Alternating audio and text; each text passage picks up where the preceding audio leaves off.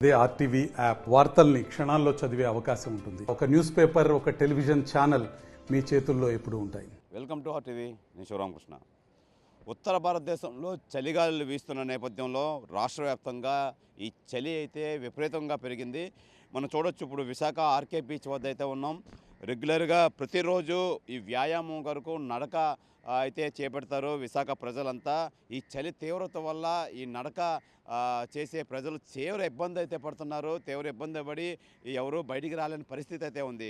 గడిచిన 2-3 రోజులతో పోల్చుకుంటే చాలా ఎక్కువగా ఈ చలి తీవ్రత అయితే పెరిగింది విశాఖలో. అలాగే దీనికి తోడు ఈ అల్పపీడనం రావడంతో ఈ చలి మరింత ఎక్కువ అయ్యింది నేపథ్యంలో ప్రజలంతా చాలా ఇబ్బందులు అయితే పడుతున్నారు. మనం చూడొచ్చు, అసలు ఈ ఆర్కే బీచ్ మొత్తం అంతా ఇప్పుడు సమయం 6-6:30 అయింది. ఈ సమయంలో మొత్తం నడకతో ప్రజలందరితోనూ చాలా కిక్కిరిసిపోయి ఉండే ఈ ప్రాంతం అంతా అసలు ఖాళీగా దర్శనమిస్తుంది. మన రోడ్లన్నీ ఖాళీగా దర్శనమిస్తున్నాయి చూడొచ్చు. ప్రధానంగా కారణం ఏంటంటే ఈ చలి తీవ్రత వల్ల ప్రతిరోజు నడిచే ఈ ప్రజలంతా వచ్చే పరిస్థితి అయితే లేదు. ఉత్తర భారతదేశంలో వీస్తున్న చలిగాలుల ప్రభావంతో రాష్ట్ర వ్యాప్తంగా చలి తీవ్రత అయితే పెరిగింది. ఉమ్మడి నెల్లూరు, ప్రకాశం మినహా రాష్ట్ర వ్యాప్తంగా కనిష్ట ఉష్ణోగ్రతలు 20 డిగ్రీల కంటే తక్కువకు పడిపోయాయి. అనంతపురం, కర్నూలు, చిత్తూరు, విజయనగరం, విశాఖపట్నం, శ్రీకాకుళం జిల్లాలో 18 డిగ్రీల కంటే తక్కువగా, ఏజెన్సీ ప్రాంతంలో 16 డిగ్రీల కంటే దిగువన ఉష్ణోగ్రతలు అయితే నమోదయ్యాయి. శుక్రవారం రాత్రి అల్లూరు జిల్లాలో జీమాడుగుల మండలం కుంతలం గ్రామంలో అత్యల్పంగా 8.9 డిగ్రీల ఉష్ణోగ్రత అయితే నమోదైంది. మంగళవారాల్లో అరకు, సాలూరు తదితర ప్రాంతాల్లో కనిష్టంగా ఉష్ణోగ్రతలు 10 డిగ్రీల కంటే తక్కువగా నమోదయ్యే అవకాశం ఉందని చెప్పి వాతావరణ శాఖ అధికారులు అయితే తెలియజేస్తున్నారు. అయితే ఈ ఋతుపవనాలు కూడా చురుగ్గా సాగుతున్నాయి. ఈశాన్య ఋతుపవనాలు రావడంతో ఈ చలి తీవ్రత అయితే పెరిగే పరిస్థితి అయితే ఏర్పడింది. ఈ నేపథ్యంలోనే మొత్తం అంతా ఎక్కడికక్కడ ప్రజలైతే చాలా ఇక్కట్లు పడుతున్నారు. పెద్దవాళ్ళు, చిన్నపిల్లలు అయితే ఈ చలికి అయితే మటుకి ఈ తీవ్ర అస్వస్థతగా అయితే గురవుతున్నారు.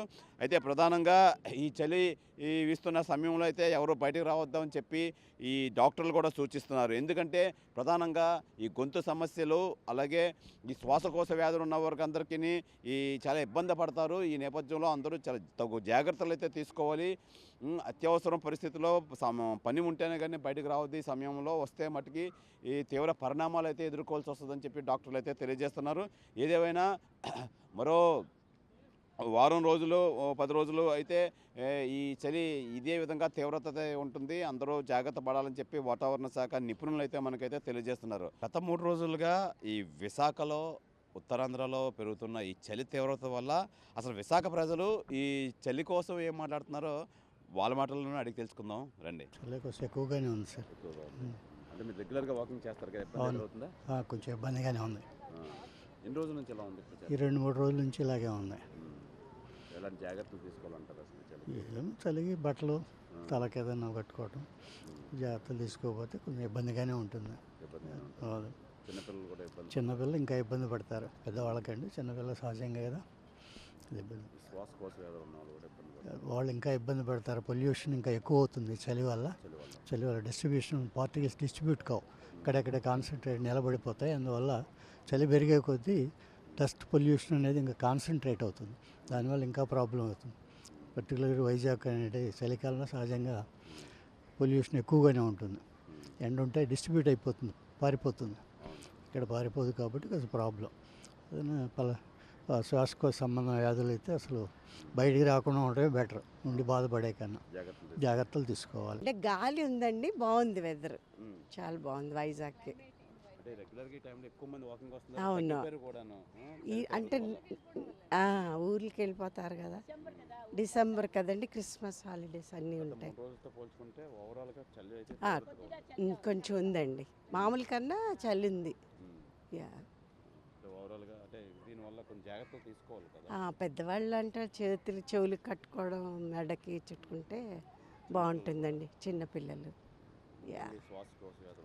మెయిన్ అండి, అది అద్దరు కదా, తట్టుకోలేరు పెద్దవాళ్ళు అయితే. కొంచెం చెవులు అవి క్లోజ్ చేసుకోవడం బెటర్.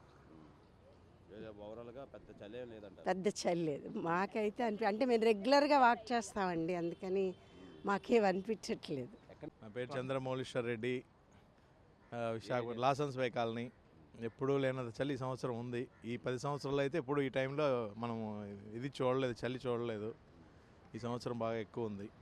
దీంతో అల్పపీడనాలు ఒకటి యాడ్ అవుతుంది. అల్పపీడనాలు ఒకటి, తుఫానుల ఎఫెక్టు, అటు ఇటు కానీ వాతావరణం ఇది. చలి రాత్రి కొంచెం చలి ఉంది, పగలంతా వేడి 30-31 టెంపరేచర్, ఈవినింగ్ ఏదలకి 19, 18, 17 వస్తుంది టెంపరేచరు. అది పెద్దోళ్ళు చిన్నపిల్లలు ఇబ్బంది పడుతున్నారు, బాగా ఇబ్బంది పడుతున్నారు. పెద్దవాళ్ళందరూ ఇబ్బంది పడుతున్నారు, పిల్లలు ఇబ్బంది పడుతున్నారు చలికి. ఇలాగా ఉంటే ఇంకా జనవరి, ఫిబ్రవరి ఇంకా 2 months ఉంది. ఇంకొంచెం ఇబ్బంది పడతారని అనుకుంటున్నాం. రెస్పిరేటరీ సిస్టమ్ ఉన్న వాళ్ళు కూడా ఇబ్బంది పడతారు, బాగా ఇబ్బంది పడతారు. అది ఎలాంటి జాగ్రత్త తీసుకుంటాం మంచిదంటే అది తీసుకోవాలి. కొంచెం మార్నింగ్ 7-7:30 వరకు బయటికి రాకూడదు. ఈవినింగ్ మళ్ళీ 7 లోపల ఇంటికి వెళ్ళాలి. కొంచెం జాగ్రత్తలు పాటించుకోవాలి అందరు. ఓవరాల్గా 3 రోజుల నుంచి బాగా స్టార్ట్ అయింది, చలి స్టార్ట్ అయింది. ఇంకా మేబీ ఫిబ్రవరి వరకు ఉంటుంది, ఫిబ్రవరి నెలాఖరు వరకు ఇలాగే ఉంటుంది. నా పేరు పద్మ. ఎక్కడి నుంచి అండి? ఇక్కడ మా పనివడి జంక్షన్ నుంచి వీళ్ళ పక్కనే ఉంటాం. ఎలా ఉందమ్మా చలి? ఎలా ఉంది ఓవరాల్గా విశాఖపట్నంలో? చలి కొద్దిగా ఉంది అంతే, పెద్దగా లేదు, పర్వాలేదు. పర్వాలేదు, ఉమ్. తట్టుకోగలుగుతున్నా. తట్టుకోగలరు. అంటే ఎక్కువ ఇబ్బందులు అంటే ఏసీలు అక్కలేదు ముందు. ప్రధానంగా కొంచెం చలిగా ఉన్న వాళ్ళు ఇంకా ఫ్యాన్ కూడా అక్కర్లేదు. వాతావరణం కొంచెం బాగానే పర్వాలేదు. పెద్దవాళ్ళు చిన్నపిల్లలు ఎక్కువ ప్రాబ్లం ఫేస్ చేస్తారు కదా ఇలా చలి ఉంటే. అంటే మరీ ఎక్కువ లేదు కదా, పర్వాలేదు. ఎలాంటి జాగ్రత్తలు తీసుకోవాలంటారు? ఏం జాగ్రత్తలకి ఏముంది, కొంచెం టోపీలు పెట్టుకోవడం, స్వెటర్లు వేసుకోవడం. చిన్నపిల్లలు కూడా బయటకు తీసుకురాకుండా కొంచెం ఉంటే పొద్దున వేళ, సాయంత్రం వేళ, మధ్యాహ్నం వెళ్ళినా పర్వాలేదు, ఎండ ఉంటుంది కనుక శ్వాసకోశ వ్యాధులు ఉన్న వాళ్ళు జాగ్రత్త పడాలి. కొంచెం జాగ్రత్త పడాలి. ఓవరాల్గా తక్కువ ఓవరాల్గా పర్వాలే. అది అంటే కొంచెం ఏజ్ వాళ్ళకి కొంచెం టోపీలో పెట్టుకుని వస్తే పర్వాలేదు, స్వెటర్లు వేసుకొని కొంచెం. మరి మీరు పెట్టుకోలేదు? నాకు అంత అక్కర్లేదు అందుకని. యంగ్ మీరు యంగ్ అనే అంటే ఒక్క వాతావరణం ఒక్కొక్క బాడీకి ఒక ఇదిగా అవుతుంది కదా. Thank you madam. సింథటిక్ చీరలు కట్టామంటే చలిగా ఉందన్నమాట లెక్క. అవునా? సిల్క్ చీరలు, సింథటిక్ చీరలు కడతాం ఇప్పుడు. ఉత్తప్పుడు కాటన్ చీరలే కడతాం. నా పేరు పాండురంగారావు అండి. చలి పెరిగిందండి 2 రోజుల నుంచి, బట్ వీఆర్ ఎంజాయింగ్ ఇట్. తప్పదు కదా, మార్నింగ్ వాక్కి వస్తాం, వెళ్తాం, అక్కడ కాఫీ తాగాం, తిరిగి వెళ్ళిపోతాం. ఇదిగో మా కొలీగ్స్ వెనకాతలు నించున్నారు ఇక్కడ. ఎలా ఉంది ఓవరాల్గా? అంటే గత 3 రోజుల నుంచి తీవ్రత అయితే పెరిగింది. చలి పెరిగింది, పెరగాలి కదా, ఎందుకంటే నార్త్లో చలి పెరుగుతోంది, అది ఇక్కడ ఎఫెక్ట్ ఉంటుంది. ఇక్కడ ఉంటుంది ఎఫెక్ట్, నార్త్ ఎఫెక్ట్ వల్ల definitely we will have that effect. And it is -11 in Canada it seems. My brother is there. So ఆ ఎఫెక్ట్ నార్త్ పోల్ అవన్నీ ఢిల్లీ నుంచి Jammu and Kashmir to Vizag, it will flow like that. I think maybe it's correct, I not wrong also. I don't mind whatever it is. That is my opinion అండి. అక్కడతో పోల్చుకుంటే ఇక్కడ పెద్ద ఏం కాదంటారు? ఇదేమి కాదండి, ఇదేమి కాదు. I actually don't wear anything in the night while sleeping except my lungi. But in the past 2 days I'm wearing this t-shirt and sleeping because I feel cold. ఇది ఈ వాతావరణం సంబంధించి ఈ విశాఖ ఆర్కే బీచ్ నుంచి కెమెరామెన్ అజయ్తో శివరామకృష్ణ RTV విశాఖపట్నం నుంచి. మరిన్ని videos కోసం channel ని సబ్స్క్రైబ్ చేయండి, లేటెస్ట్ అప్డేట్స్ కోసం వాట్సాప్ ఛానల్ ని ఫాలో చేయండి, అండ్ లింక్ డిస్క్రిప్షన్ లో ఉంది.